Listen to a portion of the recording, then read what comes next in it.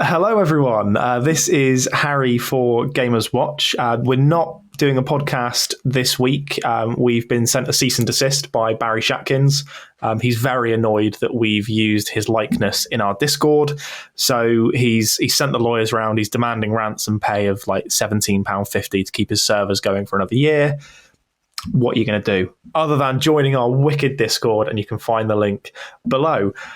Like I said, not doing a podcast today, but we will be talking about a game that I've recently played and have just released my first written review on, which is Road 96. If you want to have my full thoughts on the game, then go to completexbox.co.uk. And as this video is releasing, my first article is also dropping on the website. So be sure to check them out as well.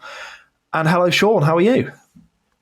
I'm all good. I'm looking forward to hearing what Road 96 is like, because I bought it about 4 hours before it came to Game Pass, and I haven't played it yet.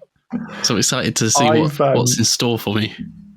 I've wanted to play Road 96 for a long time, but I don't have a Switch anymore. And I think it was actually James Stephanie Sterling's game of the year last year, or it was one of them. And it's always intrigued me because I'm very much into narrative story-based games. So I've recently played Obra Dinn, which is phenomenal. I'm playing As Dusk Falls at the moment, which isn't a game, it's an interactive Kindle, so I'm not really enjoying that. It isn't quite as phenomenal. No, it's not a game. It's a movie. It's Bandersnatch on Netflix, but looks worse because it's stop motion.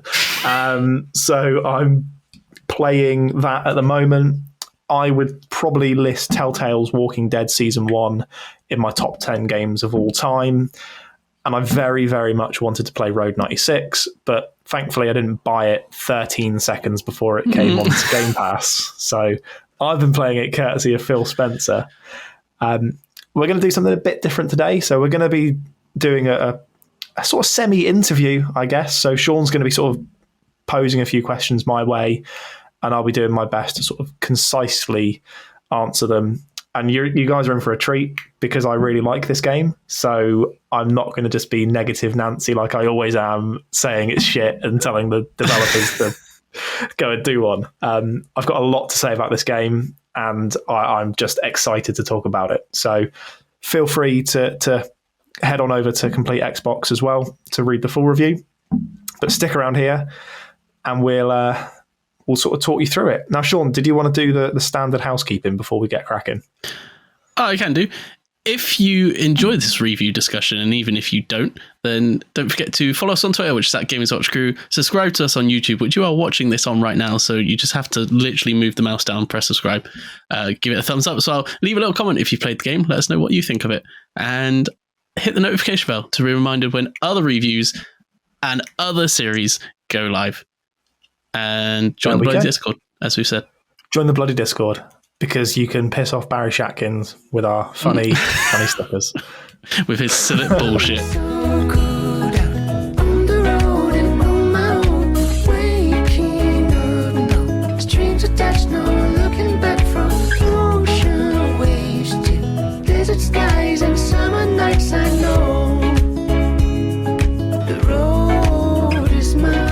Yeah, we're going to talk about Road 96, and I'm very excited to talk about it. It's a game that I haven't shut up about since I started playing it.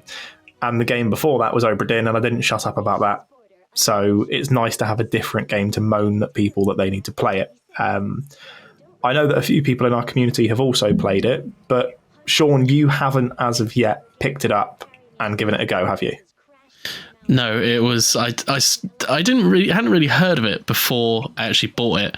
I was just looking for a game to play for like the podcast or a review or something. And then I watched the trailer that's on the Xbox store. Thought it looked really good, so I bought it. Set it to download. Went to do some work, and then saw a tweet from Xbox saying coming to Game Pass later today. And it was like Road 96. Like, great. Well, one thing I would say is that this game is so good. This game is so good that when it comes off of Game Pass, I'm going to be buying it. Generally speaking, the actual sort of completion time is about 5.5 to 6 hours, but I've currently played it for nearly 20 because I'm on my 4th run through at the moment. And I've seen literally every aspect of the game, but seeing the way that the procedural generation of the levels works in different ways, it's like every single time I play it, even though it's really probably only about, or maybe 60 different encounters and levels, the different ways in which you see them massively impact on how you progress through the story. It's really, really interesting. It's not like a game I've played before. So sort of to summarize it very quickly, you play as want-away teenagers who are on the run from their families, from the country you live in, which is called Petria. Now, Petria itself is an oil-dependent country that is run by someone called Tyrak, and he is a very far-right, politically leaning dictator, basically. And one of the things that sort of crops up is there was a terrorist attack 10 years prior to the game, where a group called the Brigades set off some bombs at the national mountain top, and it crushed a lot of people, and a lot of people died. And since then, Tyrak has cracked down on the Brigades, but he's also cracked down on really anyone. So there's a lot of corruption within the government, and it starts at the very top, and it works its way down where every single person within the actual country is pretty much a bad person in some way. So everyone has a side to them that isn't good, but it can be sort of lawful evil versus chaotic evil. You know, the grid of 9, where it's like lawful good down to chaotic evil. Every character that you meet, they can all sit within all 9 of those areas at the same time. So what it does mean is that every character feels fleshed out and different enough that you want to explore their stories more. The teenagers are on the run to Road 96, which is the road that cuts to the border of Petria. And your basic goal is to get your teenager there. And you do that by walking across the country, hijacking cars, catching a bus, getting a taxi. You might decide to hitchhike, and then you'll end up in a car with one of the 7 main characters. They'll then drop you off somewhere, and it puts you into a new level, a new sort of mission as such that you have to do. And the different ways that you travel determine how far you travel. So the run I'm doing at the moment, I'm not using any cars. I'm walking the entire distance. Uses a lot more energy, but you meet a lot more people because the journey takes you longer. Once you cross the border, you start again with a new teenager, and you work your way there. And as you work your way there, the time obviously goes forward. So you start on June the 12th, and by the end of it, it's September the 9th. And your journeys take you from June the 12th up to September the 9th. And depending on how quickly you do it, depends on how many runs you could have. And you watch the story and you participate sort of as a background character in the stories of these 7 other characters. And it's a really interesting way to explore character development because it's procedurally generated. What you might see in one run, so Sonia, for instance, is a news reporter. She's basically a Fox News reporter who's fanning the flames of all these teenagers are running away, the brigades are all evil.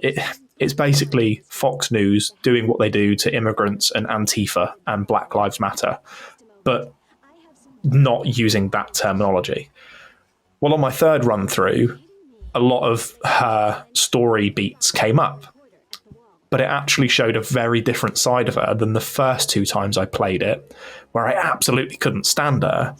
But the way in which the moments of her story came up, and because I saw more of her story, it completely changed my opinion on her. So yeah, the basic summary is you just have to run away from home to cross the border. But what happens along the way changes every time. It's a really interesting concept. Something I've never really played before. It sounds a lot different to what I was picturing. So I didn't know it was in like a sort of fictional country. I just assumed it was going to be America, because Road 96 and Route 66 sort of thing. And also didn't know that you were basically running to the border. I thought it was going to be just a very, don't want to say casual, but more relaxed trek down like different routes and sort of like meeting a few people and that. But it sounds a lot more diverse. It's strange. It's a very diverse game, and dependent on what characters you see more often can very much change your sort of overall play style. There's one character in particular, I don't want to spoil him for anyone here that hasn't played it, but he's called Jared. He's my favourite character in the game, but he's utterly terrifying. And the first time that I came across him, and this isn't a spoiler because this is a very early time that you meet him, the first time I ever met him, I picked him up as a hitchhiker, and he got in my car and started talking. It was bucketing down with rain, and there was thunder and lightning going off, and he was talking about sort of, do you listen to the news? And yes, I listen to the news. Well, you shouldn't listen to the news. And he seemed quite neurotic, and he's a very dark character who instantly drew the life out of me, really, when I'm playing it, because the sort of 2 or 3 levels before that had been quite happy and cheery, and I'm in a bus with a stranger, and we're hacking into a police terminal, and I'm at a caravan park, and we're playing the trombone on a rooftop, and it's all very light and whimsical, to then cut to someone who is clearly a maniac, sort of verbal diarrheaing his sort of way into his own head. And you can see like his rage building up as the conversation doesn't go the way that you want to. And there's an outcome to that meant that journey was over and I had to start again. And when I first played it, he wasn't a character I enjoyed. That first run through that I did with him, I felt like he was just this weird creep who would just show up and would ruin my game. Like every single time that he showed up, I'd be like, oh shit, fucking Jared again. But like in my second playthrough, you don't experience all of their story within your first playthrough. So I finished the playthrough and I'd only seen him 4 times. So his story wasn't complete. I had to do New Game Plus to experience his entire story. And it's tragic. He's a tragic person with a terrible backstory and a horrendous life. And playing it that second time completely fleshed him out and just gave him sort of a complete breath of new life to me, where, yeah, he's my favourite character now. And it came off the back of immediately pressing New Game Plus and just happening to get his level come up first. And it was a level I hadn't played before that really explained a lot of what happened in his life. Very, very different to what I was expecting, but still you finish that level and then you're onto a new one and you're like down Highway 96 on the back of a motorbike weaving through traffic to some like thumping drum and bass with a sidecar full of money. Like it's crazy. It's outstandingly varied is what I would say. You go from these different missions, sort of just experiencing other people's lives through the medium of your character. You're sort of there as a conduit to all of these other people's lives. It's just chef kiss. Really good.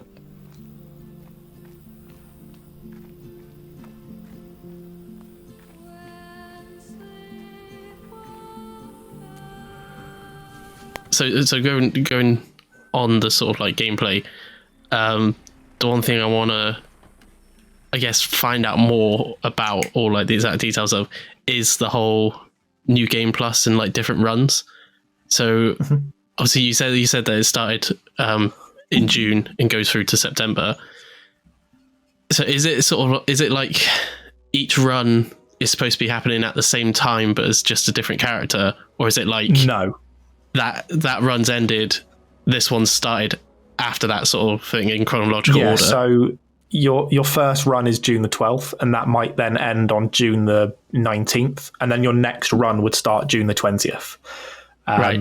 When I say run, there are 7. Well, there's 7 to 8 chapters per game, and I just call each chapter a run. So your first run could take you 6 days. Your second run could take you 9 days. And then once you get to the conclusion of chapter 7 or 8, depending on how fast or how slowly you took the game, there is a definitive ending. So there's multiple endings, but it always ends in a way where everybody's story is tied up. There are no loose ends by the end of it. So all of the different roads that you take, all the paths that you lead, always end up at this same point, which is election day. So the whole game is ramping up to a big election. And every game that you play starts at June the 12th and ends on election day.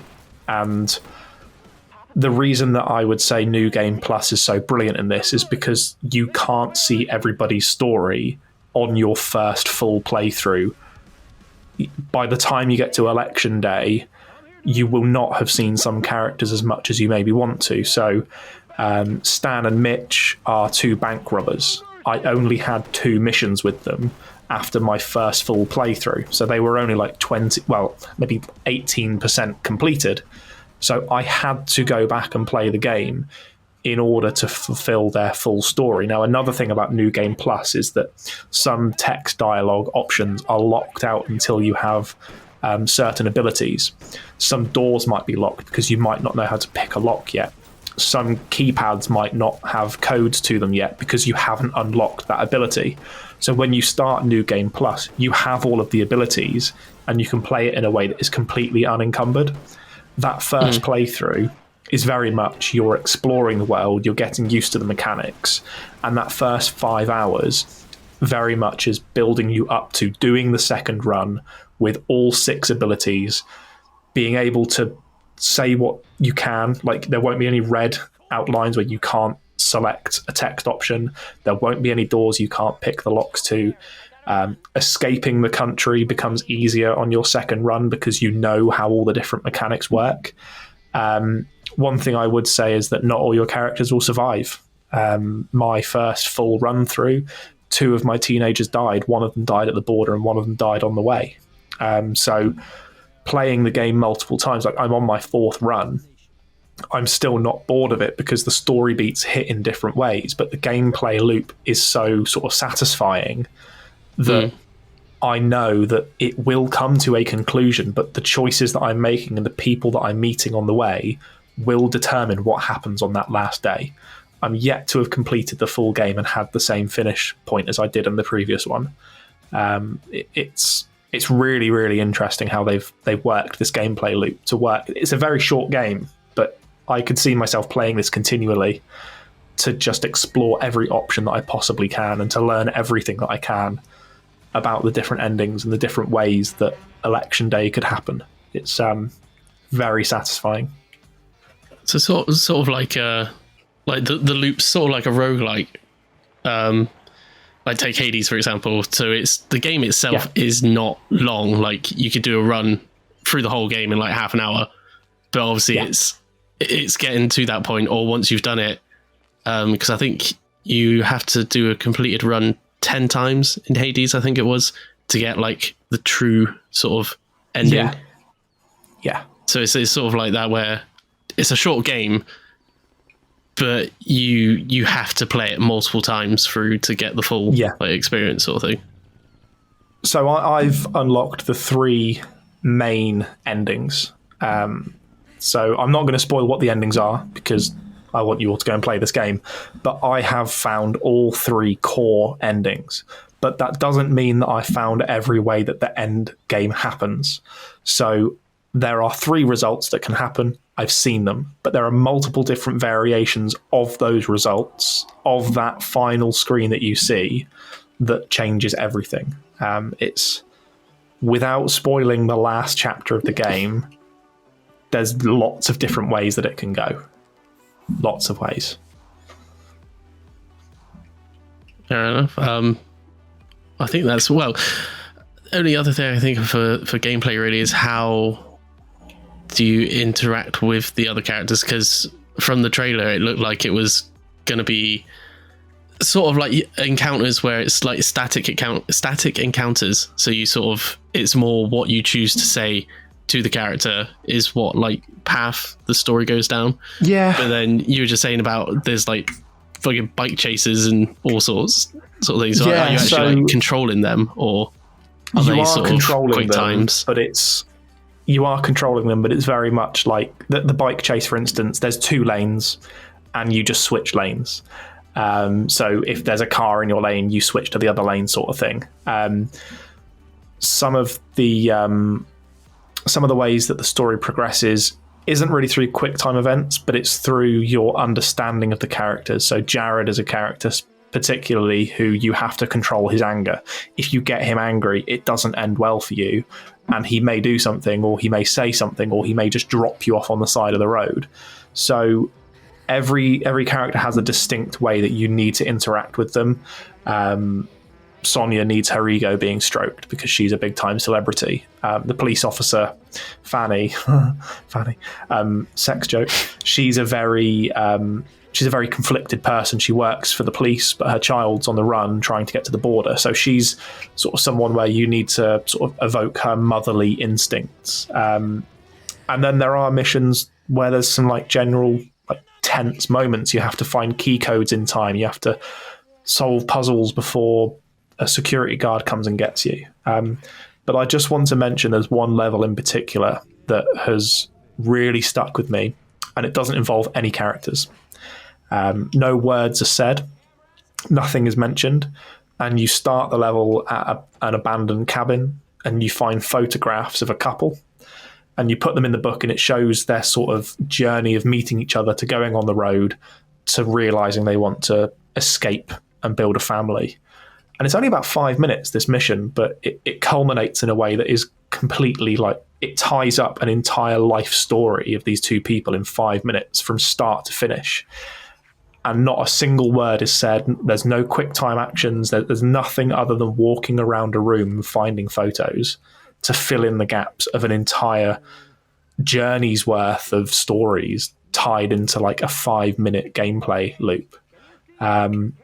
You can go the game. You can play the entire game without seeing that. I've only seen it once, and it was by complete luck that I saw it. So, yeah, the gameplay, it very much is like moments in time. Say this thing, say that thing, or perform a quick time event, or find a key, or it is quite simplistic. But you are walking around the levels, doing and solving problems, and so it's a mixture of doing and saying, which I know sounds really simple, but that's sort of the easiest way to explain it.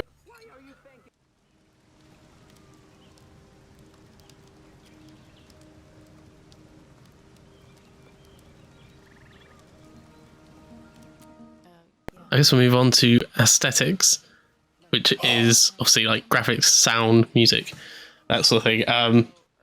I'll start with the graphics because that was another thing that drew me in with the trailer, because it looked very much like that now sort of don't know what the word, not standard, but iconic indie sort of art style where it's slightly Pixar-ish, slightly low poly, but really like bright, vibrant colors and sort of cartoony-ish, like models. So I'm mixed with the aesthetics because the models themselves for the characters aren't great.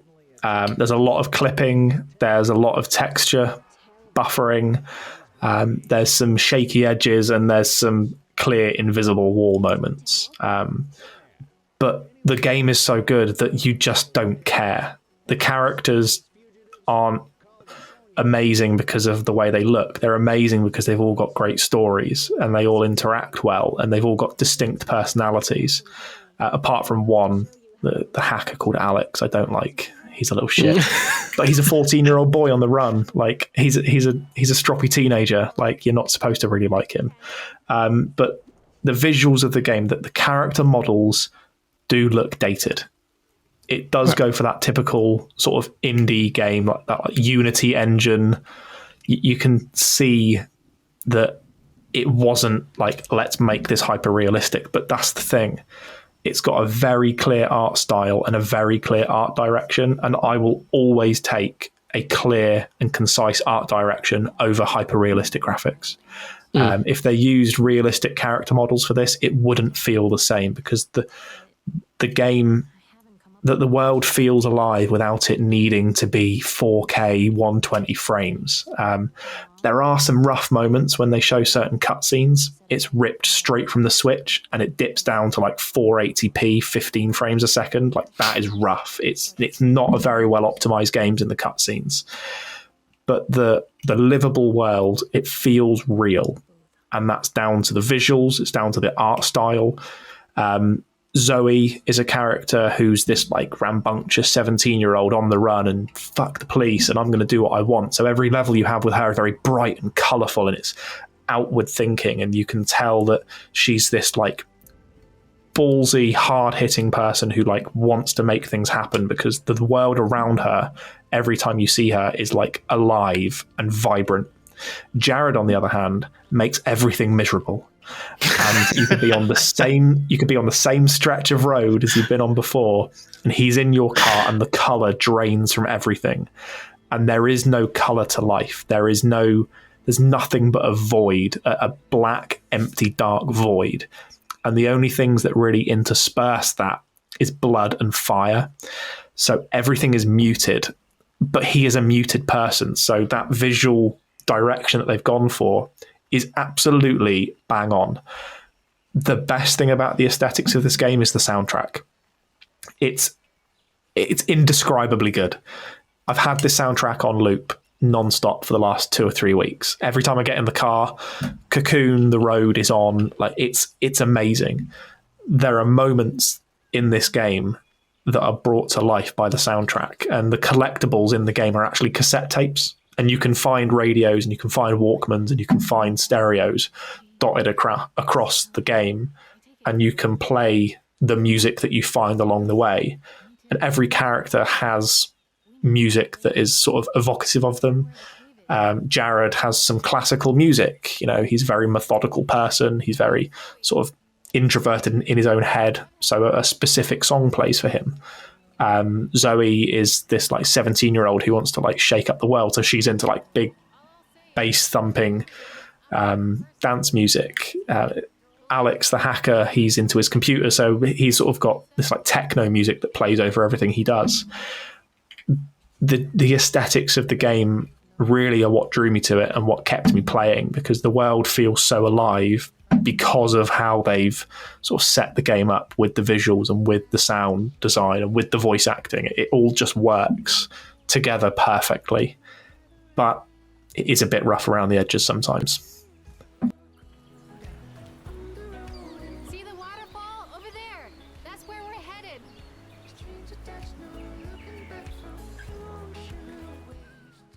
Okay, so we'll go on to story quickly, and I say quickly because obviously it's a very story-focused game, so you can't really say too much without giving it away for people. But what aspects of the story did you enjoy most? Like, what kept you hooked into completing each run?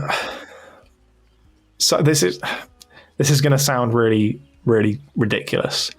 The idea that anyone could up sticks and run away from their problems very much sort of took me in immediately.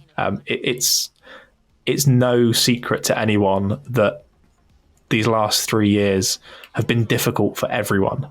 The political climate that we live in right now is horrendous. The country that me and Sean live in is run by fucking morons. The people that are on the TV just fan the flames of hate non-stop. I've got, my own personal life. It's not happy in the clouds and everything's okay. And so to be able to play this game that is pure escapism, it's literally about escapism, really drew me in, because I think over the last few years, every single one of us has thought, I'm done with the world. Like, this is getting ridiculous. The world is on fire. Trump and Boris are in charge. Like, we've got COVID hitting everyone. Like, it was a dumpster fire of a world, and it still is. And so that idea that you can just put your thumb out of the side of the road and off you go to the border. Like, that is what the story is. The story is just self-discovery and escapism. And I think that's what everyone needs right now, is just a little escape from the horrors that is living as a human being on Earth right now. So it was literally just the thought of being able to run to the border, not any of the supporting characters or anything. It was just to run away. The characters are phenomenal. But in terms of the story, like the story of each character is escapism. I don't know whether to call them main characters or side characters. I would call them the main characters. I would say that you play as a side character. It's weird. You play as an NPC, I would say. You're this person that just exists in the world as the story unfolds around you. They make the world feel whole, but the story itself is very much about sort of rebelling against the system, about taking control of your own destiny, of saying, like, I want to do this. Like, even the fact that you make the decision on how you want to progress. Like, the game doesn't tell you, right, you have to go and jump in this car. Like, you are the one, you are the master of your own destiny. You are the one that decides where you go and how you go there. I think that would resonate with everyone right now. But yeah, the characters are good as well. It's all good. Yeah. Fair enough. Well, I guess we'll start wrapping up then. We've gone through most of the points. Is there, well, obviously, as well as the pros and cons and who you think would enjoy it and who wouldn't enjoy it, is there any other games that you could sort of link up to it or like relate to it, that so people that have played that game can sort of get a sense of what they're in for? So I would say it's very Telltales. If you've enjoyed anything like Walking Dead, I mean, the later seasons of The Walking Dead, Telltales weren't great, but they were still very much at its core a Telltales game. Telltale's Back to the Future sort of reminds me quite a lot of the visuals. I would say also, I don't like it, but As Dusk Falls, because it's a current game that people will be playing on Game Pass that is very, very story-driven. If you're enjoying the story of As Dusk Falls, but the gameplay that doesn't exist isn't sort of doing it for you, like, just download Road 96. I would say a bit of a weird one, but I'd also say it's a bit Stardew Valley-ish, where you get to know all of the characters very well. Not the gameplay. The gameplay is nothing like it, but Stardew Valley, you know all of the characters. You know their middle names. You know what their children are called. You know what influences them and what makes them make the decisions that they do. And by the time you finish Road 96, you have that same feeling of familiarity with all of these characters. It's tough to say what it's like.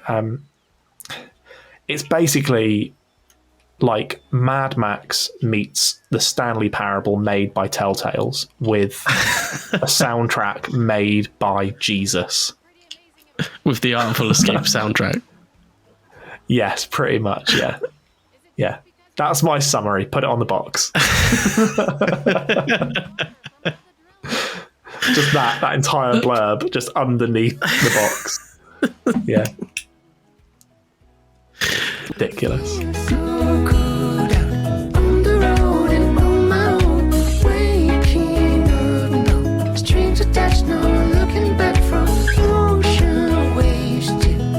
Skies and summer nights, I know the road is mine. So that's basically Road 96 in a nutshell. Sean, don't feel like you need to edit Road 96 into a nutshell. You're probably going to put the no. You're going to put the no face up. I know you are. I'm already laughing at knowing I'm going to see that Bugs Bunny face. I don't know what it is about that. I'm desperately hoping as well, going back to just a quick plug for the Multiverses video we've got up. I'm really hoping Bugs Bunny has a no emote, because you can do like taunts and emotes with the D-pad. I really want him to have one where he just rolls his tongue and no comes out. Oh, that would be amazing. So that's Road 96 in a nutshell. Put it on a t-shirt. Thank you everyone for watching. We're not taking time away from the podcast for the moment, but we're exploring different ways to get our content across. The last thing that we want to do is just completely burn ourselves out, not knowing what direction we're going to go at.